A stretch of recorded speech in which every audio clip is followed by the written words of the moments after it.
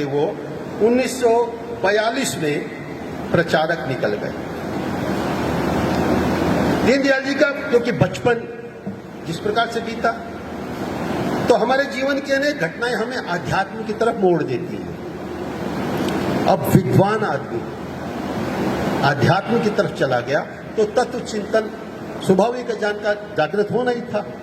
दीनदयाल जी का तत्व चिंतन जागृत हुआ। उन्होंने भारतीय चिंतन के आधार पर वर्तमान समय में दीनदयाल जी जैसे डॉक्टर हेडगेवार पहले दार्शनिक थे जिन्होंने चिंतन किया किंतु संगठन निर्माण किया। दीनदयाल जी पहले दार्शनिक हैं जिन्होंने भारत की सनातन दृष्टि के आधार पर राजनीति और देश की अर्थव्यवस्था चलाने के लिए नीतियां बन सकती हैं। अध्यात्म का मतलब यह नहीं जंगलों में जाके और भजन करो।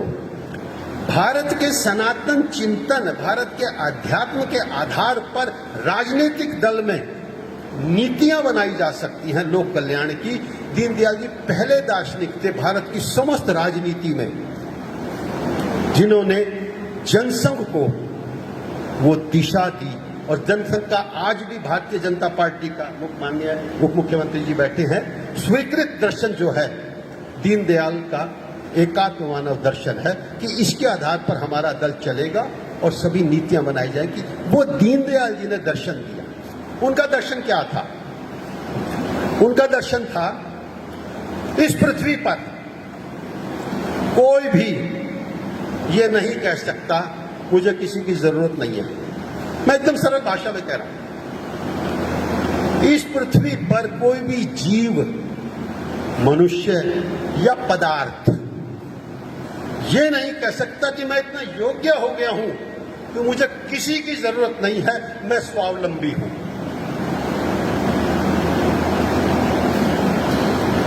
मां को बेटी की जरूरत है, बहू को सास की जरूरत है, सास को बहू की जरूरत है, बाप को बेटे की जरूरत है, परिवार को कुल की जरूरत है, कुल को समाज की जरूरत है। तो इस पृथ्वी पर कोई ऐसा नहीं है जो कह सके मैं इतना सर्वगुण संपन्न हूं कि मैं पूरी तरह स्वावलंबी हूं, मुझे किसी की जरूरत नहीं है। और कोई इतना निकृष्ट नहीं है, अनुपयोगी नहीं है जिसको ये कह सके कि वो पूरी तरह दूसरों पे निर्भर है।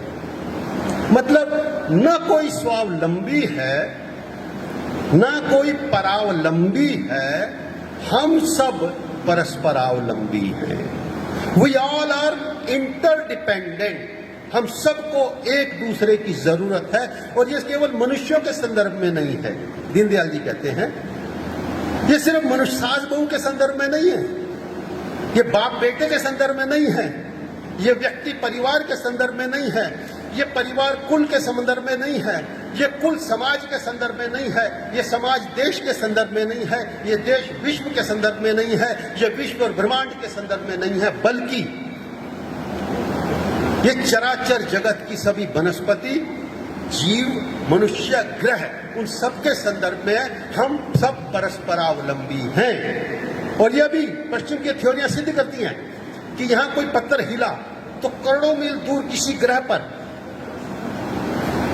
वो कनेक्शन है, वहां भी कुछ हिला तो यहां हिला। हम सब परस्परावलंबी हैं।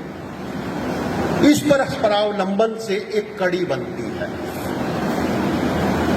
ये कड़ियां जब जुड़ती हैं तो एक श्रृंखला बनती है और ये श्रृंखला अपने अंतिम छोर पर जाकर वसुधैव कुटुंबकम का चक्र बनाती है। मनुष्य, अर्थ, प्रकृति, विज्ञान, ईश्वर,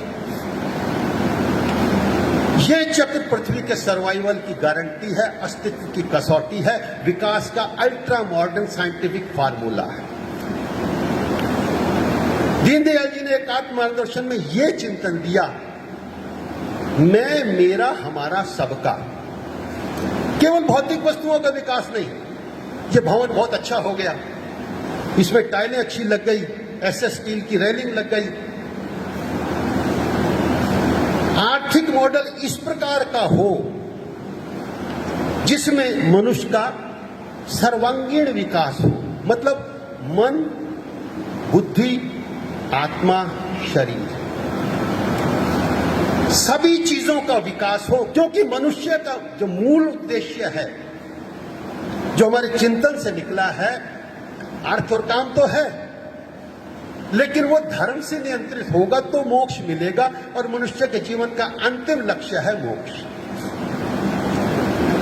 तो नीति निर्माण के समय सभी नीतियां इस प्रकार से बनाई जाएं कि मनुष्य अर्थ और काम की सभी गतिविधियां धर्म के अनुकूल कर सके। ये नीति निर्माण का मूल उद्देश्य है। तो दीनदयाल जी ने इसी में से एकात्म मानव दर्शन का जो संकेत दिया, मैं, मेरा, हमारा, सबका, और सब में तो मैं हूं ही। तो जब सब सुखी रहेंगे तो मैं दुखी कैसे रहूंगा, और जब सब दुखी रहेंगे तो मैं कैसे रहूंगा। उन्होंने इस पे 4 संकेत किए: धर्मायाम, अर्थायाम, कामायाम और मोक्षायाम। इसमें उन्होंने विस्तार से लिखा।